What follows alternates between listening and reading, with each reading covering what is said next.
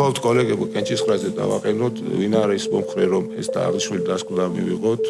ჩვენ ამ დასკვნას ხელს არ მოვაწერთ. ეხლა მხარს არ უჭერთ, მაგრამ ეს ანიშნავს იმას, რომ ამას საერთოდ მხარს არ დაუჭერთ. უმრავლესობა ვართ. სურათმა აჩვენა ჯაჭვში სელიდან დაწყებული წარმოებლით და იმპორტიორ დისტრიბუტორთან დამთავრებული ძირითადი პრობლემა არა გადაჭარბებულ მოგებებშია, არამედ პრობლემა არის არაეფექტურ საოპერაციო ხარჯებში და ამ პრობლემა განაპირობებულია რამოდენიმე მნიშვნელოვანი ფაქტორებით.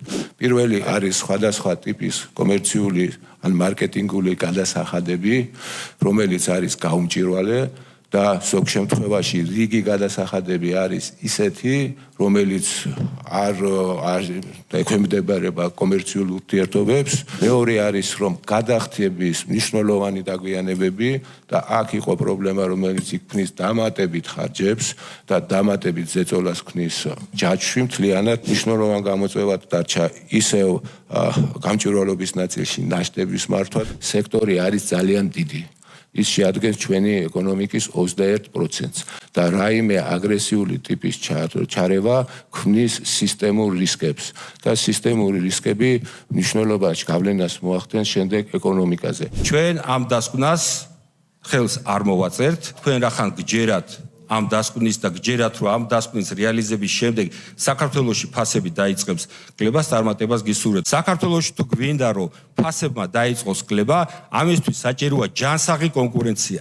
ჯანსაღი კონკურენცია თუ გვინდა შეიქმნას, ვერ შეიქმნება ვერცერთ შემთხვევაში, თუ არ მოისპო ნეპოტიზმი, არ მოისპო ლობირება, არ მოისპო კორუფცია.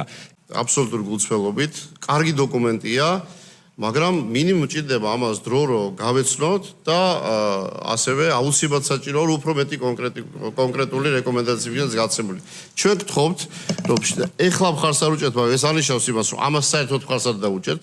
შესაძლოა დიდი ალბათობით მხარს დაუჭერთ, მაგრამ მას შემდეგ რაც გავეცნობით და ჩვენი გადაწყვეტილებაც იქნება რაღაცას